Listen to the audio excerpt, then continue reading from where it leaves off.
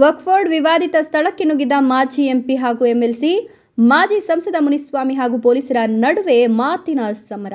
ನ್ಯೂಸ್5ಗೆ ಸ್ವಾಗತ. ಚಿಂತಾಮಣಿ ನಗರದ ward number 31 ತಿಮ್ಮಸಂದ್ರದಲ್ಲಿನ survey number 13/11, 13/3 ಮತ್ತು 20ರಲ್ಲಿ ವಕ್ಫ್ ಆಸ್ತಿ ಬಗ್ಗೆ ಹೈಕೋರ್ಟ್ ನ್ಯಾಯಾಲಯದಲ್ಲಿ ಪ್ರಕರಣ ನಡೆದಿದ್ದು, ಇಂದು ಆ ವಿವಾದಿತ ಸ್ಥಳಕ್ಕೆ ವಿಧಾನ ಪರಿಷತ್ ವಿಪಕ್ಷ ನಾಯಕ ಛಲವಾದಿ ನಾರಾಯಣಸ್ವಾಮಿ, ಕೋಲಾರ ಲೋಕಸಭಾ ಕ್ಷೇತ್ರದ ಮಾಜಿ ಸಂಸದ S Muniswamy, MLC Y Narayanaswamy, BJP ಮುಖಂಡರಾದ ಗೋಪಿ ಭೇಟಿ ನೀಡಿ ರೈತರಿಂದ ಅಹವಾಲು ಸ್ವೀಕರಿಸಿದರು. ಇನ್ನು ಮಾಧ್ಯಮದವರೊಂದಿಗೆ ಛಲವಾದಿ ನಾರಾಯಣಸ್ವಾಮಿ ಮಾತನಾಡುತ್ತಿದ್ದ ವೇಳೆ ವಿವಾದಿತ ಜಮೀನಿಗೆ ರೈತರು ನುಗ್ಗಲು ಪ್ರಯತ್ನಿಸಿದಾಗ ಪೊಲೀಸರು ರೈತರನ್ನ ವಿವಾದಿತ ಜಮೀನಿನಿಂದ ಹೊರಹಾಕಲು ಮುಂದಾಗ್ತಿದ್ದ ವೇಳೆ ಮಧ್ಯಪ್ರವೇಶಿಸಿದ ಕೋಲಾರ ಲೋಕಸಭಾ ಕ್ಷೇತ್ರದ ಸಂಸದ ಎಸ್ ಮುನಿಸ್ವಾಮಿ ಪೊಲೀಸರ ಮೇಲೆ ಗರಂ ಆಗಿ ಜಮೀನು ಪ್ರಕರಣ ನ್ಯಾಯಾಲಯದಲ್ಲಿ ಇದ್ದಾಗ ಸಾಹೇಬ್ರು ಬಂದು ವಕ್ಫ್ ಆಸ್ತಿ ಅಂತ ನಾಮಫಲಕ ಹಾಕಿದಾಗ ನೀವು ಕಣ್ಮುಚ್ಚಿ ಕುಳಿತಿದ್ರಾ? ಸ್ಥಳದಲ್ಲಿ ಗುನ್ನಹಳ್ಳಿ ರಾಮಯ್ಯ, ನಾರಾಯಣಪ್ಪ ಮತ್ತಿತರ ಸಮಾಧಿಗಳು ಹಾಗೂ ಅಶ್ವತ್ಥಕಟ್ಟೆ, ನಾಗರಕಲ್ಲು ಇದ್ದು ಇಂತಹ ಜಮೀನು ವಕ್ಫ್ ಆಸ್ತಿ ಅಂತ ಹೇಳಲಿಕ್ಕೆ ನಾಚಿಕೆ ಆಗೋದಿಲ್ವಾ ಅಂತ ಕೆಂಡಾಮಂಡಲರಾದ್ರು. ನಂತರ ಮಾಧ್ಯಮದವರೊಂದಿಗೆ ಮಾತನಾಡಿದ ಛಲವಾದಿ ನಾರಾಯಣಸ್ವಾಮಿ, ಇಡೀ ರಾಜ್ಯದಲ್ಲಿ ಒಂದು ಗೊಂದಲದ ವಾತಾವರಣ ಉಂಟಾಗಿದೆ. ನೂರಾರು ವರ್ಷಗಳಿಂದ ರೈತರು ಜಮೀನಿನಲ್ಲಿ ಬೆಳೆ ಬೆಳೆದುಕೊಂಡು ಜೀವನ ಮಾಡಿಕೊಂಡಿದ್ದು, ರಾಜ್ಯದಲ್ಲಿ ಕಾಂಗ್ರೆಸ್ ಸರ್ಕಾರ ಅಧಿಕಾರಕ್ಕೆ ಬಂದ ನಂತರ ರಾತ್ರೋರಾತ್ರಿ ಅಧಿಕಾರಿಗಳು ರೈತರ ಜಮೀನುಗಳನ್ನು ವಕ್ಫ್ ಆಸ್ತಿ ಅಂತ ಪರಿವರ್ತನೆ ಮಾಡಿದ್ದಾರೆ ಅಂತ ಹೇಳಿದ ಅವರು, ರಾಜ್ಯದಲ್ಲಿ ರೈತರ ಜಮೀನುಗಳನ್ನು ಉಳಿಸಲು ಬಿಜೆಪಿ ಪಕ್ಷ 3 ತಂಡಗಳನ್ನು ರಚನೆ ಮಾಡಿದ್ದು, ಇಡೀ ರಾಜ್ಯ ರೈತರ ಪರ ಸುತ್ತಾಡಿ ರೈತರಿಗೆ ನ್ಯಾಯ ಕೊಡಿಸಲು ಹೋರಾಟ ಮಾಡುತ್ತಿದ್ದೇವೆ ಅಂತ ಹೇಳಿದ್ರು. ಈಗ ಸದನ ಆರಂಭಗೊಳ್ತಿದ್ದು, ಸದನದಲ್ಲಿ ರೈತರ ಜಮೀನು ರೈತರಿಗೆ ಕೊಡಿಸಲು ಧ್ವನಿ ಎತ್ತುತ್ತೇವೆ ಅಂತ ವಿವರಿಸಿದ್ರು. ಈ ಒಂದು ಸಂದರ್ಭದಲ್ಲಿ ಬಿಜೆಪಿ ಪಕ್ಷದ ಕಾರ್ಯಕರ್ತರು, ಸ್ಥಳೀಯ ರೈತರು ಹಾಜರಿದ್ದರು. ವಿಮಲಾ ದೀಪಕ್, ನ್ಯೂಸ್5 ಚಿಂತಾಮಣಿ. ನಿರಂತರ ಸುದ್ದಿ ಸಮಾಚಾರಗಳಿಗಾಗಿ ನೋಡ್ತಾ ಇರಿ, ಇದು ನಿಮ್ಮ ನ್ಯೂಸ್5.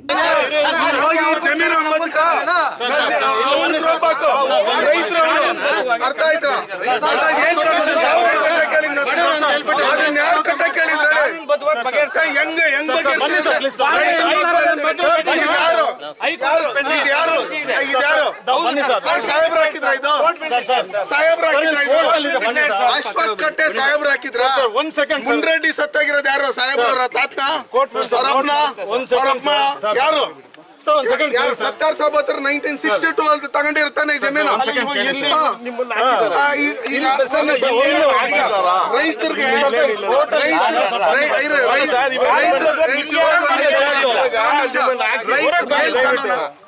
ರೈತರು ಇಲ್ಲಿ ಬೆಳೆ ಹಾಕಿದ್ರು.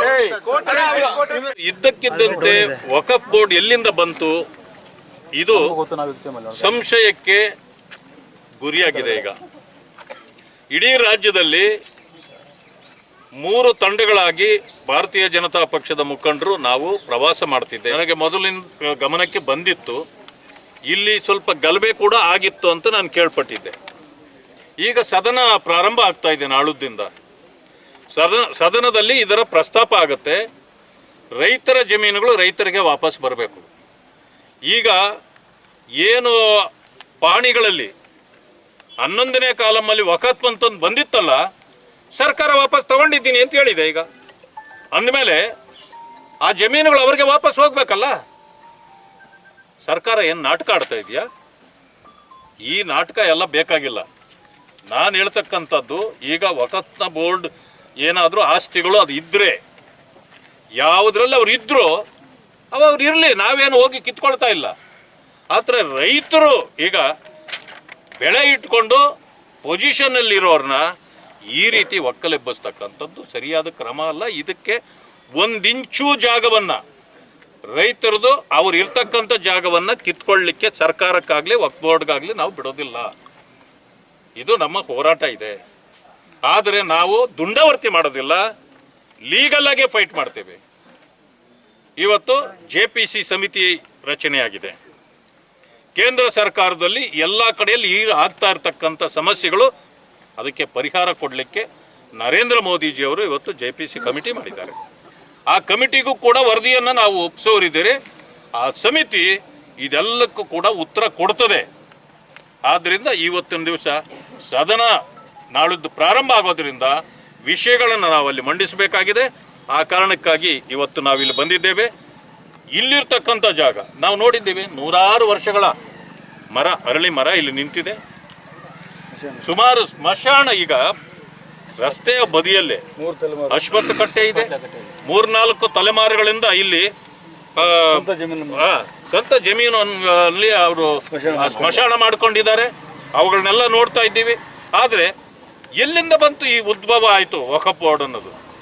ಆದ್ದರಿಂದ ಇದನ್ನು ನಾವು ಸುಲಭವಾಗಿ ಬಿಡೋದಿಲ್ಲ. ಸರ್ಕಾರದ ಗಮನವನ್ನು ಸೆಳೀತೇವೆ, ಕೇಂದ್ರ ಸರ್ಕಾರಕ್ಕೂ ಈ ವರದಿಯನ್ನು ಕೊಡ್ತೇವೆ. ರೈತರ ಜಮೀನು ಅವರಿಗೆ ವಾಪಸ್ ಕೊಡುವ ರೀತಿಯಲ್ಲಿ ನಮ್ಮ ಕೆಲಸವನ್ನು ಒತ್ತಾಯವನ್ನು ನಾವು ಮಾಡ್ತೇವೆ.